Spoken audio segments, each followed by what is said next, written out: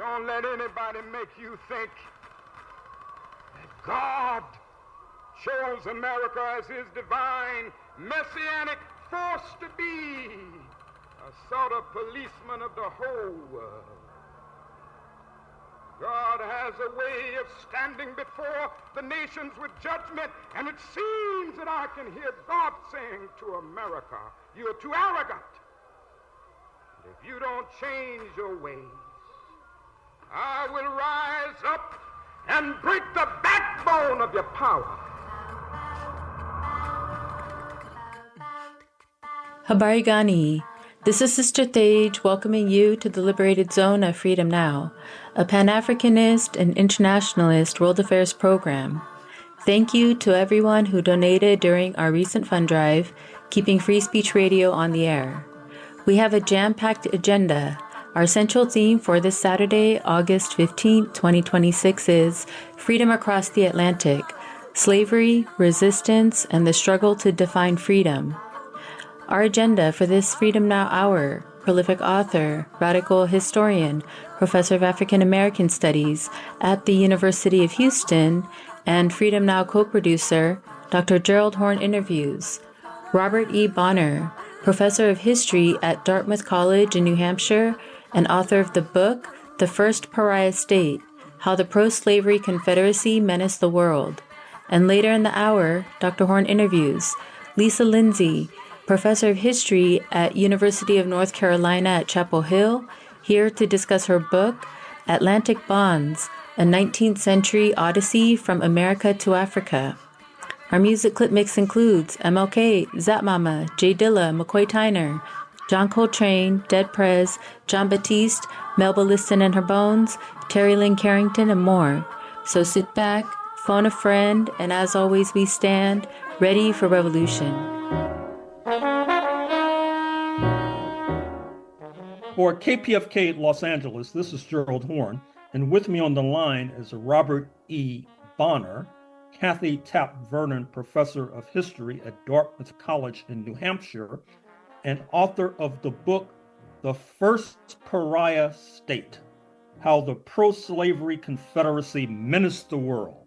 Thank you for joining us on Freedom Now, KPFK Los Angeles, Robert E. Bonnert. Thank you. I'm happy to be here. And we're happy to have you. So why did you produce this book? I've been interested in situating the Confederacy within the sort of global developments for a while. The earlier work that I've done attempted that. This book is organized around that in a slightly different way, in a slightly more focused way. It brings in questions of international law that I hadn't written about earlier. It brings in questions of the resumption of the of slave trading by this new state. It brings in questions about propagandism on behalf of slavery internationally as a norm that might be universally embraced in the not so distant future. It addresses naval activity, which I think is probably the one that is kind of the through line, and the naval activity that brought the Confederate flag into dozens of foreign ports and sort of gave people an up-close and personal introduction to what a slaving state might look like, because most of the Confederate naval personnel that I write about were propagandizing on behalf of slavery. Mm-hmm. Now, were there global analysts that argued that since the United States from its inception had been a slaveholders' republic, why should there be an objection to the Confederate States of America acting similarly between 1861 and 1865? That really gets to the heart of the book, and that problematic that you just laid out is kind of the critical objection to saying that there's anything special about the Confederacy. Many of those who are castigating this new confederation internationally, and this is an international campaign that involves supporters of the Lincoln administration within the United States and international allies in Europe, but also across all the continents. And I guess the heaviest lift in trying to target the Confederacy is the fact that the United States certainly had protected slavery, and increasingly so under Southern domination politically. Their foreign policy, their constitutional provisions, their economic orientation, all was quite friendly to slave-grown cotton production, and that was a big stumbling block. And there were others. By the 1860s, Brazil and Cuba are both bastions of slaveholding power. So, what is it about this? To get back to your question, what is it about this upstart country that is any different from those? And so, in addressing that issue, a couple of different themes emerge. The one that I think maybe sums it up best is a formulation by Lincoln himself after the turn towards emancipation. And this is a little memorandum he comes up with in conjunction with Charles Sumner in the spring of 1863. It's meant to be circulated overseas for popular meetings that are emerging in terms of saying that the Confederacy will never be recognized into the Commonwealth of Nations. And the language that he uses is that this is an embryo state, the Confederacy, the Richmond government, that not only tolerates slavery or even protects slavery, but asserts it as a foundational principle. And so that is different in his mind. And he's drawing the distinction between not just the Richmond government and the Washington government, but the Richmond government and Brazil and Spanish Cuba, who in this formulation inherited the institution and didn't put it on the path to ultimate extinction, certainly, and in fact was strengthening it, but didn't present it as a foundational commitment in the way that the Confederacy did. And here he draws attention to how the book begins, which is this speech by the Vice President of the Confederacy, Alexander Stephens. And you asked earlier what got me into the book, and I didn't mention this speech, but this is a speech that's always really interested me ever since I started putting it into how I teach the Civil War or write about the Confederacy. And this is a speech given in Savannah that identifies the new Confederate Constitution as the cornerstone of the new republic, and not just the cornerstone of the new republic, but also a harbinger of the future. It's based on sort of white supremacist scientist principles, and that this is consistent with, in Stephens's view, with the advance of knowledge since the time of the founding of the United States. And he proposes that this is going to be something that the rest of the world sort of catches up with in time, and institutes similarly sort of white supremacist doctrines as the basis of political order. So it's the first sort of race state in his mind, and Lincoln leans really heavily on that, as do all the international. The international case against the Confederacy works in a lot of different ways, but rhetorically, at least, it almost always carves out space for this speech made by the sitting vice president, which sort of gives the game away from the outset. That was a speech given in the midst of the creation of the Confederacy, and in terms of the damage that it does the Confederate cause overseas, it's really incalculable in many ways as a sort of a propaganda loss, getting things going with the exact wrong thing to say to the rest of the world, as it turns out. Now, your subtitle says that the Confederacy, the pro-slavery Confederacy, menaced the world. I take it that you're referring not only to what you just mentioned concerning Vice President Alexander Stephens' so-called cornerstone speech, but also to the prospect of a great expansion of the African slave trade. Is there something to that? Mm-hmm. Yeah, so I think that is a central part of this as well, and it's something that I think we don't get as American historians quite so much as when you adopt the sort of global perspective of what's going on in the 1850s and 1860s. One of the big global stories is the continuing frustration in what was a illicit trade between West Africa across the Atlantic, particularly to the Cuban sugar industry, And a lot of that was facilitated by American ships, and it was protected under the American flag. And as you know, but maybe the audience doesn't know, the key part of that was the recalcitrance of the United States about allowing any ship that's flying the American flag to be detained by any other ship. And we're really talking particularly about the British Navy. And so being able to smuggle this illicit trade and captive Africans to Cuba under the protection of the American flag becomes increasingly fraught.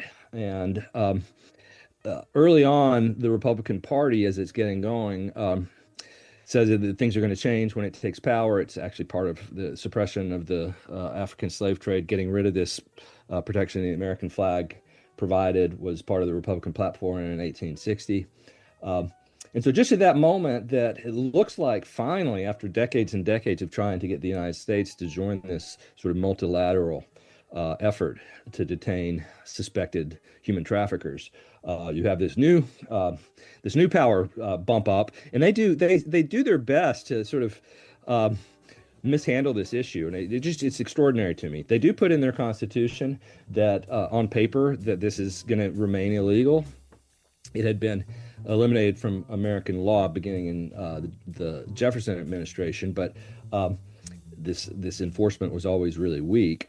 And so they repeat that in their constitution, but they continue to do things that indicate their heart's not going to be in it at all from the very beginning. Their first appointment as a European minister is one of the major advocates of reopening the African slave trade, William Yancey of Alabama.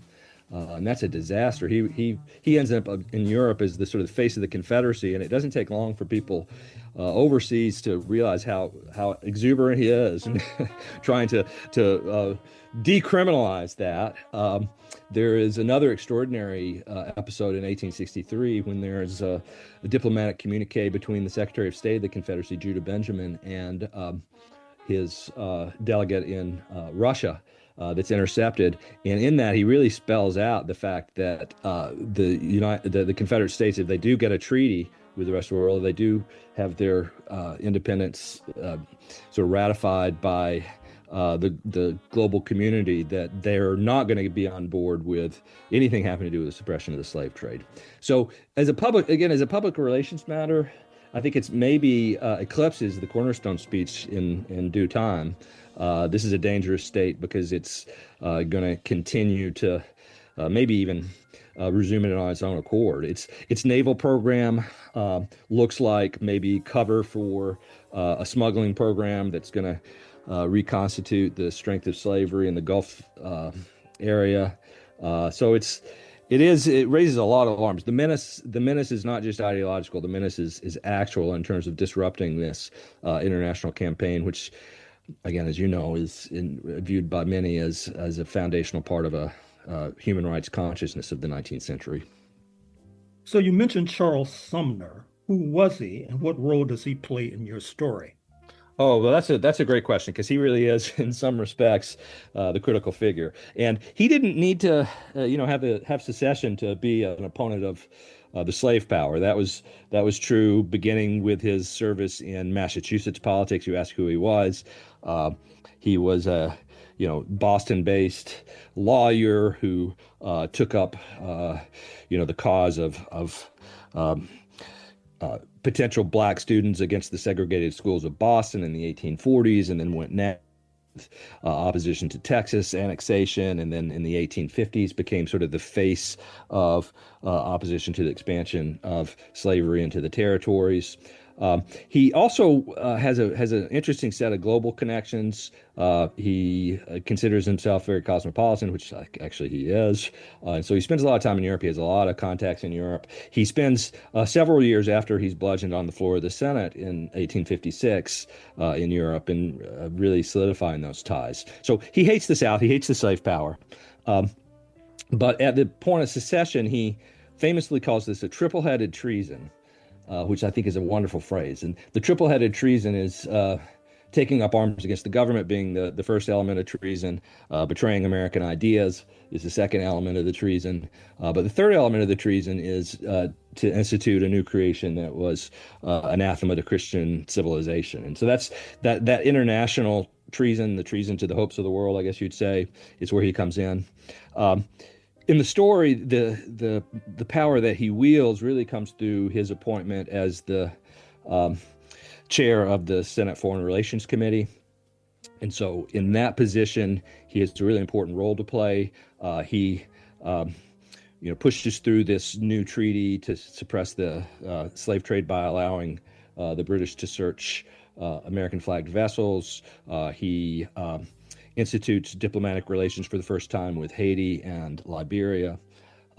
He has this interchange. He actually, I think, sort of inspires that formulation that I mentioned earlier with Lincoln, and continues on that. And then after the war, he is toying around with the idea of a pariah state being permanently excluded on the basis of not just propagandizing on behalf of slavery, but even sustaining the institution. So during Reconstruction, we generally think of him as kind of the architect of radical Reconstruction as it related to the former Confederacy, but he has this global vision as well that's really interesting, and he stays in that Senate Foreign Relations position up through the Grant administration. So he's the key congressional formulator of foreign policy for about a decade, which makes it super important. Now, what about the role of France? Many in our audience are familiar with the fact that in the 1860s, France sought to take over Mexico and then began to collaborate with enslavers in Texas who were affiliated with the Confederate States of America. What do you have to add with regard to the role of France? Oh, that's such a good question. So yeah, one of the things I really tried to do is to write this book as not as a diplomatic history. It's sort of a cultural history in some respects. It has to do with these sort of informal campaigns, public diplomacy rather than just statecraft. And I think the French public is quite important for that. We have a whole sort of cadre of French liberals who are opposed to the adventurism in Mexico and elsewhere, of Napoleon III, who's leading the Second Empire. So the French liberals become really important.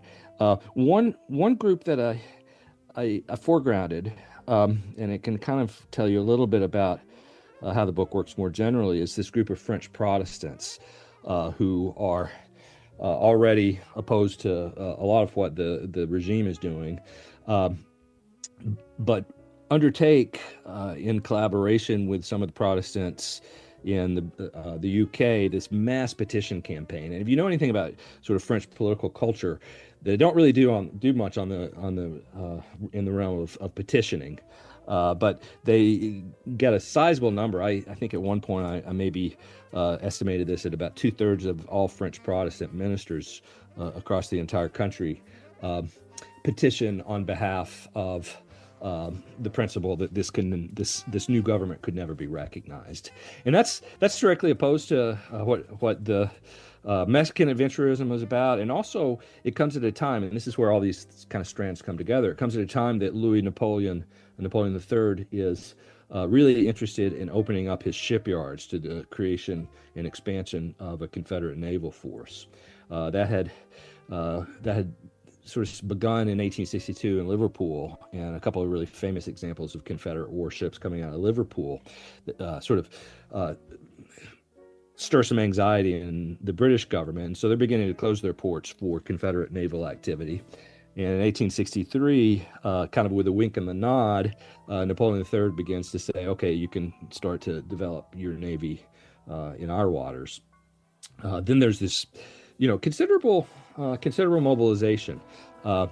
The internal French politics of this period, there's it's seen as a really repressive state, but there is an opposition, and the opposition beginning in 1862, the Parti Libéral is twining these things together. And one of the cases against Napoleon III is that he's being too friendly to the to the Confederacy. And so the key figure that I look at there is the two key figures I look at are Edouard Laboulaye and Augustin Gasperin, who's actually based in Geneva. But Victor Hugo is also a critic, both of the regime. He's living in exile, and also a critic of what's going on in Mexico, and also what's going on being too friendly to the Confederacy. So that's a kind of a long roundabout answer, and but I think delving into the Francophone sources was, I think, really gratifying to me. And it also is there's kind of a return to that in the very last chapter of the book, where I think about the lost cause in French-speaking countries as kind of a global sort of a global conveyor belt of lost cause ideas to the rest of the world. A lot of the stuff that is written about the Confederacy in 20th century France, there's kind of a whole rise of plantation romance, gets sort of distributed around parts of Asia and Africa. Francophone countries kind of come to see the Confederacy through this lost cause notion, which is really inverts what was going on in the 1860s, which is the opposition to French collaboration with this slaving state. That's totally forgotten, and a much more nostalgic view of the Confederacy, sort of a Gone with the Wind type understanding, gets folded into French culture in a pretty major way. Now, what about U.S. neighbors? We know that Britain, shall we say, was ambivalent with regard to the U.S. versus Confederate struggle. Conflicted, yes. Ambivalent, conflicted, lots of different moving parts within the UK, for sure. And you've already made reference to the Spanish Cuba and enslaving society. You've made reference to France, but what about Haiti, which, as I understand it, was one of the few staunch allies in the vicinity of the Lincoln government? To be sure, yes. So in terms of sort of mapping that out, I think I mentioned that Sumner plays a key role in having the diplomatic corps from Haiti being welcomed into the Washington community under the Lincoln administration.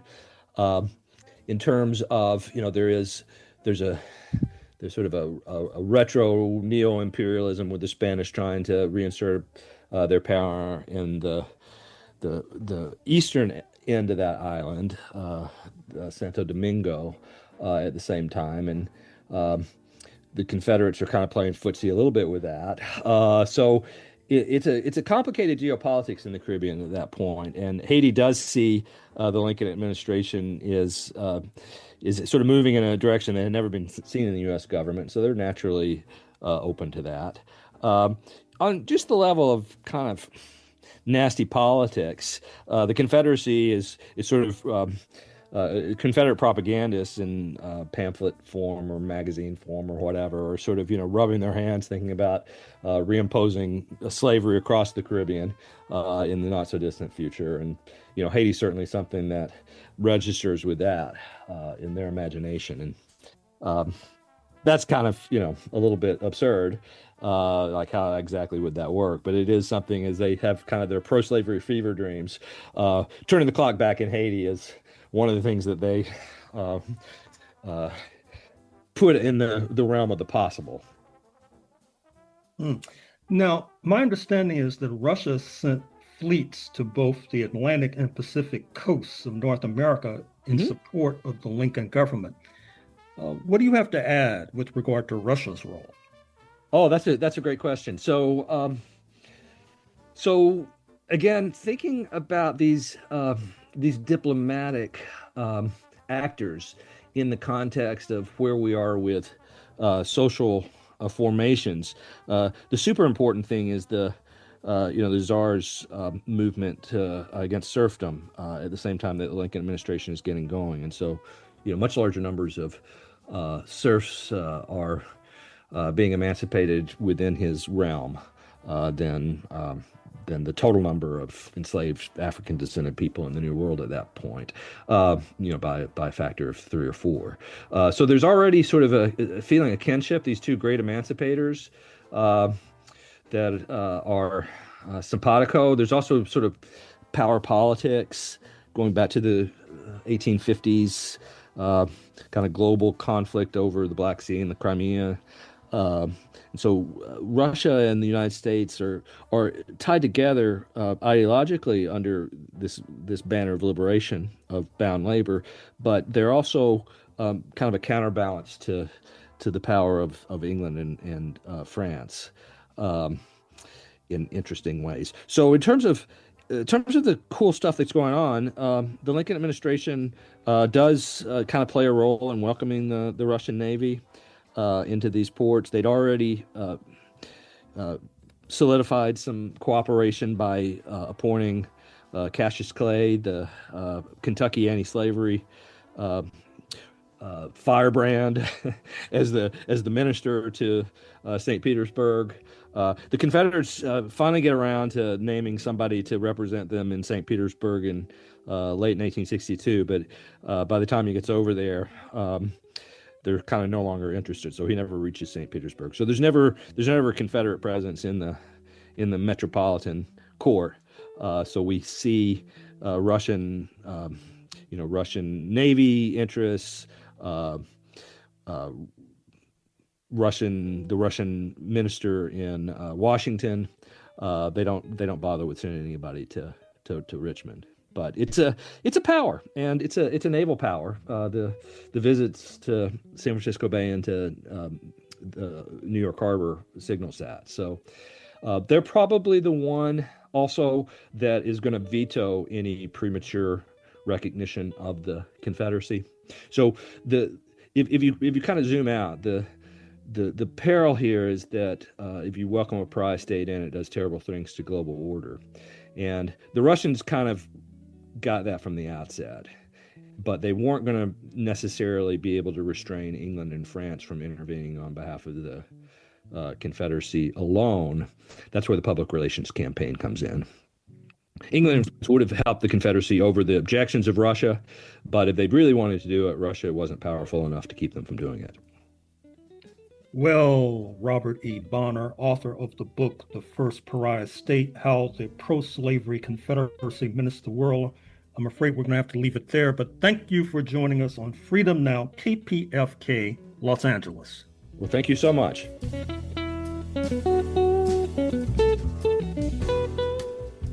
This is Sister Flora, and you are listening to Freedom Now at KPFK 90.7 FM in occupied Mexico, including Los Angeles, 98.7 FM Santa Barbara, 93.7 FM in San Diego, and streaming live on the web at kpfk.org. Today's program, as well as 10 prior editions, can be reheard at kpfk.org/audio archive, and scroll down to Freedom Now. For a truly alternative international perspective on world affairs, check out RTTV Russia, CCTV China, and online at Presna, Latina Cuba Telesur Venezuela, News 24 South Africa, and Press TV Iran.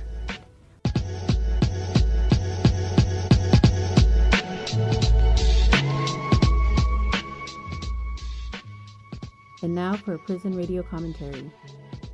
Most people have heard about solitary confinement, but few actually have experienced it and know what it entails. I have, and I do. There are basically two kinds of solitary: administrative and disciplinary.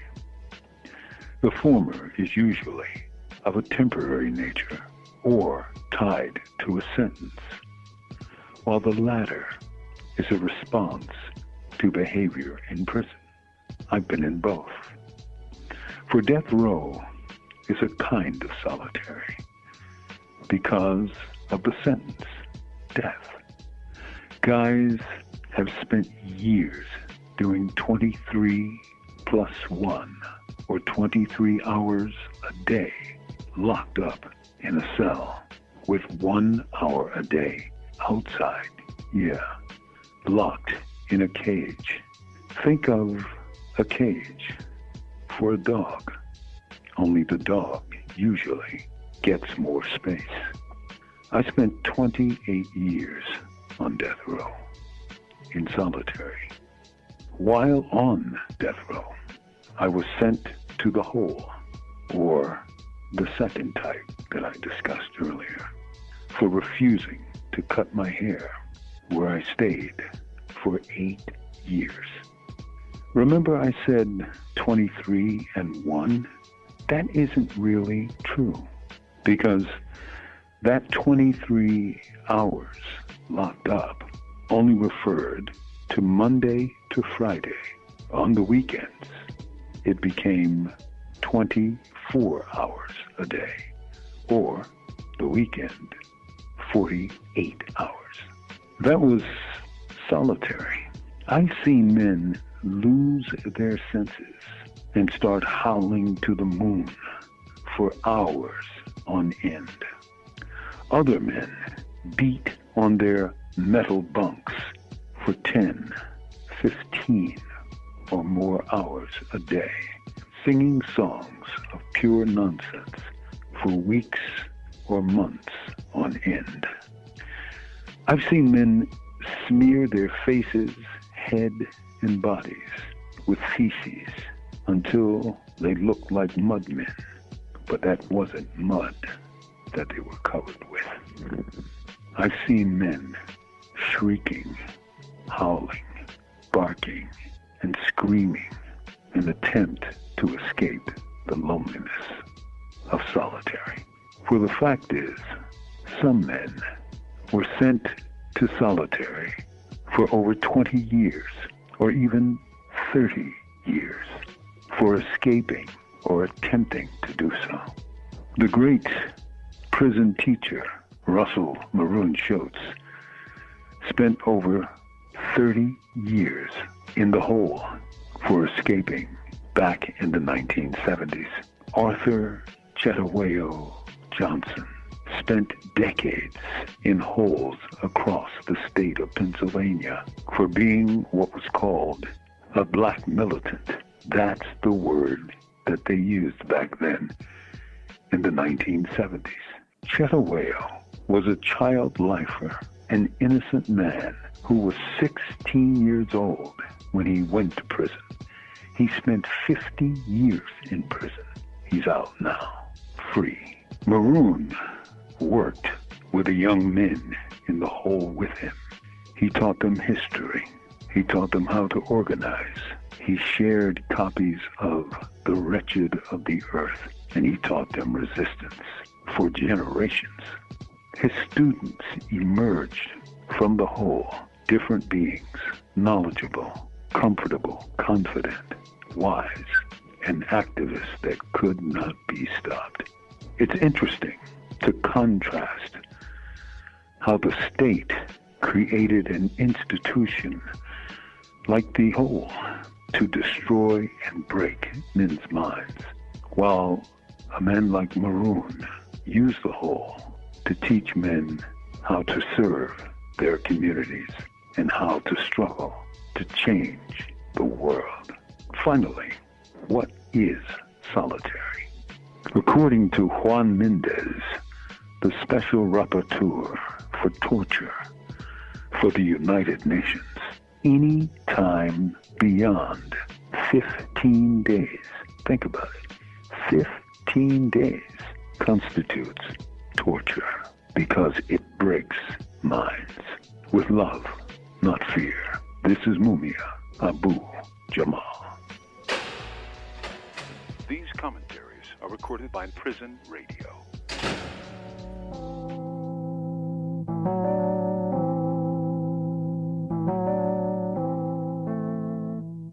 We will now continue with historian Professor Dr. Gerald Horne. For KPFK Radio, this is Gerald Horne, and with me on the line is Lisa Lindsay, professor of history at the University of North Carolina at Chapel Hill, and author of the book Atlantic Bonds, a 19th-century Odyssey from America to Africa. Thank you for joining us on Freedom Now, KPFK Los Angeles, Lisa Lindsay. Thank you for having me. I'm delighted to be with you. And we're delighted to have you. So why did you produce this book? I was had a longstanding interest in connections between the United States and Africa that took shape in lots of different ways, including obviously the Atlantic slave trade, but I had become involved in the anti-apartheid protests when I was a college student, and I was interested in African pop music and all sorts of strains of connection between the United States and Africa. And when I was in Nigeria for a different project based on something I had done earlier, this story kind of fell in my lap. And when I learned about the existence of Church Vaughan and his family's history and the story that people told about it, it piqued my interest in those connections, and it appealed to me as a way to kind of navigate through the links, some of the links between the United States and Africa through the life of one person, or the lives of that one person and his family. And so it appealed to me as a narrative and as a fascinating story. I also just wanted to know what happened, and it became kind of a detective process of tracking this man and how he got to where he did and what he did and who his relatives were. And so that became sort of a fascinating project of discovery as well. But ultimately what started it was my belief that the ties between the United States and Africa were deeper and more personal and more unpredictable than people tended to assume. So tell us more about Scipio Vaughan in particular. So he was the father of the protagonist of the book, James Churchwell Vaughan, who went by the name Church. So Scipio Vaughan was an enslaved man in South Carolina. And I know that he spent the early part of his life in Virginia and the latter part of his life in Camden, South Carolina, where he died. He eventually became free, but his children were never enslaved because the mother of his children was herself free due to having a Native American mother. So through the ins and outs of what seems now to be kind of arbitrary race and slavery laws and genealogy laws of the time, if you had a Native American mother, the condition of slavery, of course, as you know, was passed through the mother. And a free Native American mother meant that Scipio Vaughan's children never were enslaved themselves. And so Scipio was himself enslaved, eventually became free. And this family story, which I don't have any reason to disbelieve, is that on his deathbed, he gathered his many children together and he urged them to try to go to Africa, get out of South Carolina, get out of the United States, try to leave. And of his 8 children, James Churchwell Vaughan, was the only one who did. But he said all along that he had been pushed to do so by his father's deathbed advice. Now, before I ask you to talk about Church Vaughan, many in our audience, I'm sure, are familiar with the prominence of a number of sports figures who carry the surname Vaughan, who happen to be of African ancestry. I'm thinking of the former Boston Red Sox slugger Mo Vaughn, the former Jersey Nets basketball coach Jacques Vaughn, the former St. Louis, now Atlanta Hawk shooting guard Chico Vaughn, any relationship to the Vaughns of South Carolina, for example? Not that I know of. I did not pursue that line of inquiry at all. So it's entirely possible, but it didn't pop up in my research. And I did extensive genealogical research. Ancestry.com was my trusted friend every day.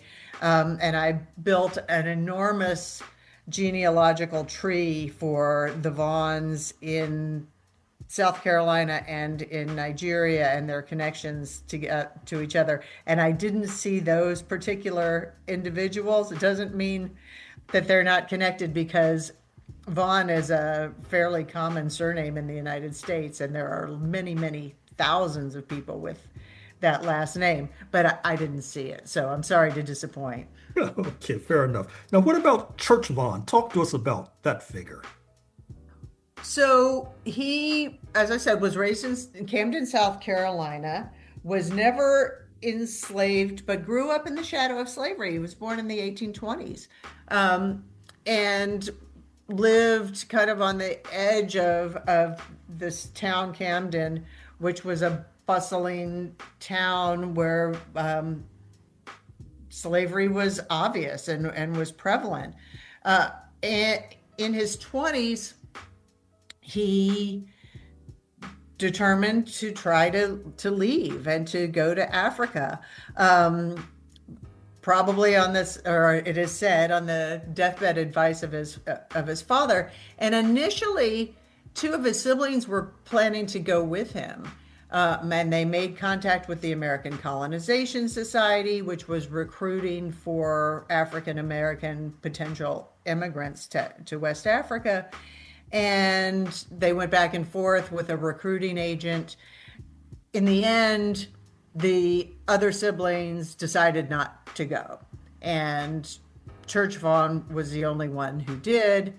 He got on an American Colonization Society chartered ship in 1852 and traveled to Liberia, which was a colony of the American Colonization Society, and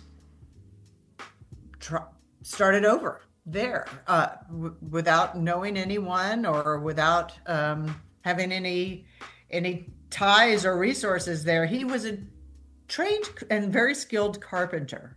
And so he initially set out to make his living as a carpenter in Liberia. I don't know a whole lot about his 2 years there, but within 2 years, so he landed in January 1853, and within 2 years, he had left Liberia also. Now, this time, though, he didn't come back to the United States. He went further east in West Africa to what is now Nigeria, in the company of some white American missionaries from the Southern Baptist Convention who had stopped in Liberia on their way to set up a mission station in what is now Nigeria. Somehow they made contact with Vaughn, and they hired him as a carpenter to come with them and to do the building for their new mission station. Should I keep going? Well, yes. Did he encounter any conflicts in what is now Nigeria? Well, yes. So he gets to Nigeria in the mid-1850s.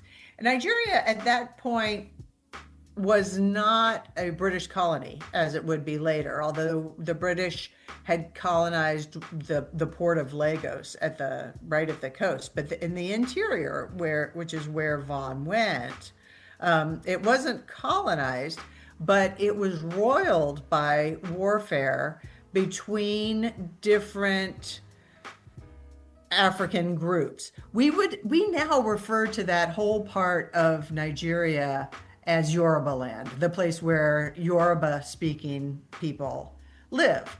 But the Yoruba ethnic or political group has a number of subdivisions within it. And these subdivisions were based on different towns or city states. And in the 1850s, some of these were at war with each other. These wars were some of them, the hostilities had been fed by the slave trade. And some of them were rivalries over religion. But not to get too deep in the weeds about that, I will just say that Vaughan got to the interior of Yoruba land and was a party to one of these wars. He was based with the missionaries in one town, and that town went to war with another town. Vaughan was taken prisoner. First, he participated in one of the wars as a sharpshooter. Then he was taken prisoner. He escaped. And if he had not escaped, the people who were taken prisoner in these wars were being sent to the coast, to Lagos, and sold to Portuguese and Cuban slave dealers. And so if he had not escaped, he might have ended up in a similar fate to his father, but in Brazil or Cuba rather than in South Carolina. And so that's one of the themes of the book, and especially the first part of the book, which is that slavery was a system that reached far beyond the United States, that, leaving the slave system of the United States and going elsewhere in the Atlantic world was often jumping out of the frying pan and into the fire. Vaughan left one slave society and ended up and landed in another one. And Liberia was the same way. There was slavery and lots of different forms of unfreedom in Liberia as well, even if people didn't call it officially slavery. There was a continuum of types of unfreedom that was obvious to him there. And the same can be said for Nigeria when he got there. And so he had this great escape from being captured in warfare, but it surely reinforced to him the lesson that there were dangers at every turn. So what happens to him? Does he make his way back to the United States at any point? No, never came back to the United States. He, at various times, managed to get letters home to the United States to his siblings and then their children. There's even a story that later in his life, when he became wealthy, he sent a bag of gold coins to his relatives in the United States. But no, he never did. He stayed in Nigeria the rest of his life. He moved around in that region. So he started out with the missionaries in a town called Abeokuta. And then over time, he made his way to Lagos, which is where he spent the latter part of his life. And in Lagos, he really prospered. He started out as a carpenter. He moved from carpentry to hardware, set up a series of hardware stores, eventually was importing hardware materials from England and selling them to people who were building houses and buildings in Lagos in the late 19th century.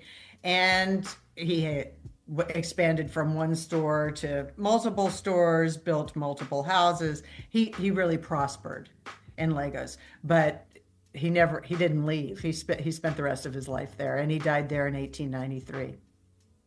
So he still has offspring or descendants there, I take it. He does. I know them. So he had 3 children. He married in Nigeria. He married when he was living in Abeokuta, and to a woman who was raised in one of the missionary stations. They had 3 children, 2 sons and a daughter. Those children had children. Like I said, I did a deep dive at Ancestry.com, creating an elaborate family tree, but I also got to know some of these descendants in Lagos. His children are deceased, but some of their children are still around, or at least were at the time that I was doing research, and then their children are still around. And some of them are very interested in the family story, and some of them have records and scrapbooks and photos and paintings and other things that they've kept to keep the family story alive. Now, a few moments ago, you mentioned the American Colonization Society. What was it, and what role overall does it play in your story? The American Colonization Society was what we would now call, I guess, a non-governmental organization that was founded in the United States by a weird coalition of, it's founded by white people, some of whom were opposed to slavery, some of whom were eager to get people of African descent out of the United States. And so it was this home of strange bedfellows. But its purpose was to settle free African Americans in Africa. And it managed to do this by acquiring some territory in Liberia. It founded a city there called Monrovia after President Monroe, because he was president when all of this was happening. And they sponsored ships that would take free African Americans to this settlement in Liberia and try to get them started there. It was received with very mixed outlooks among African Americans who knew about it. And of course, lots of people didn't even know about it. But the people who did, it was operative largely on the East Coast and in the North, trying to recruit free African Americans. And then later on, by the 1850s, in some of the southern states, trying to get slaveholders to agree to emancipate their enslaved people and send them to Liberia. Anyway, some African Americans took this as an opportunity to leave the United States and start over in Africa. Other people thought it was outrageous that African Americans were being asked to leave the United States, which they had built with their labor, and where they should be just as vital a part of the society as anybody else. And so there were mixed views on this.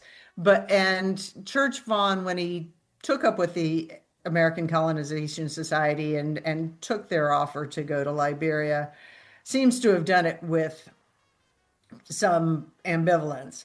And certainly there's some ambivalence on the part of his siblings who didn't go with him. But they were responsible for settling him in Liberia. I don't have at my fingertips the exact number, but I think I recall that less than something like 19,000 African Americans ultimately were settled in Liberia through the American Colonization Society between the 1820s and the 1870s or so. Mm-hmm. Now, what about Martin Delany, an abolitionist, I think it's fair to say, could be ranked with Frederick Douglass? What role, if any, does he play in your story?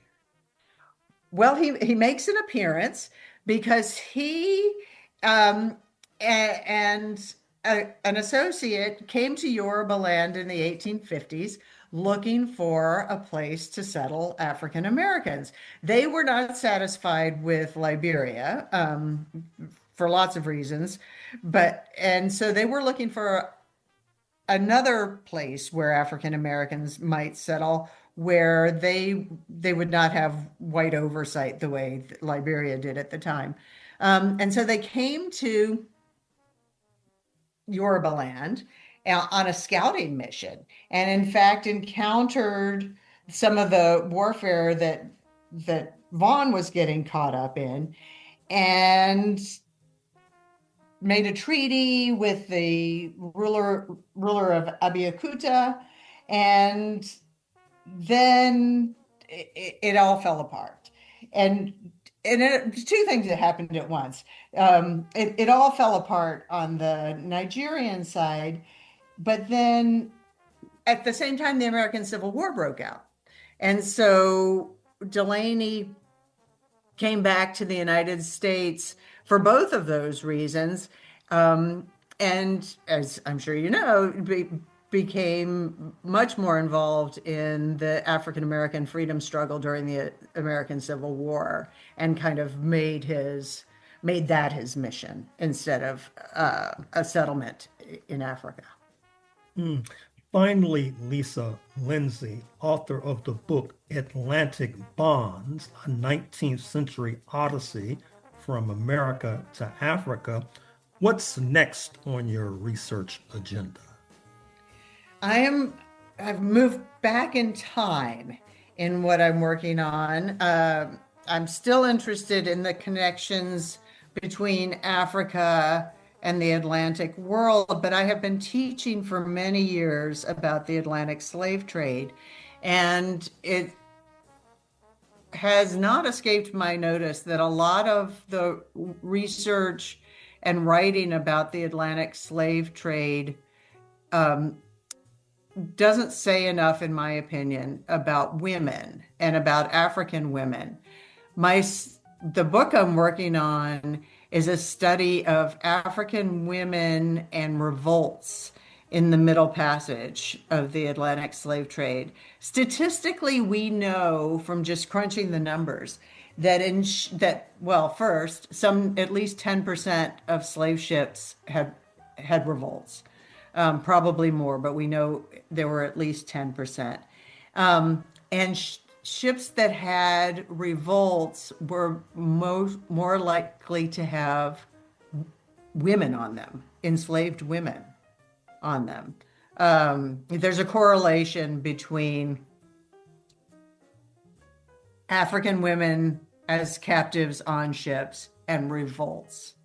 And so I'm writing a book that digs into this and looks at the background and strategies of captive African women through one case study. I'm still interested in using one case, one narrative to try to tell a larger story. And this is the story of one slave ship. It's called the Unity. It sailed in 1770, and it had more than half of the prisoners in its slavehold were women. And there were revolts all the way across the Atlantic Ocean, 5 revolts, sometimes in the middle of the ocean. These people were just undaunted in their attempts. And I'm using that one the narrative of that one ship as a vehicle for telling a larger story about women and the Middle Passage and revolts. So I've done the research. I'm trying to write it now and look for it in a couple of years, I guess. Well, we all look forward to that book, I assure you, Professor Lindsay. I'm afraid we're going to have to leave it there, but thank you for joining us on Freedom Now, KPFK, Los Angeles. Thank you so much for having me. It's been a real pleasure.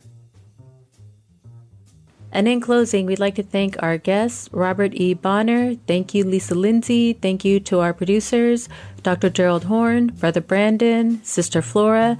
Thank you, Anthony Ballas, our board op Sly, and all those who made today's program possible. Please stay tuned for The Signal coming up next with our brother Dino. Signing off for Freedom Now, this is Sister Thage, and until next week, as always, we stand ready for revolution. We state these facts only to let you know that those of us who are revolutionary, Pan-Africanists, is not because we love revolution. It is historically determined, and we have no alternative but to follow history and to use history for the benefit of our people.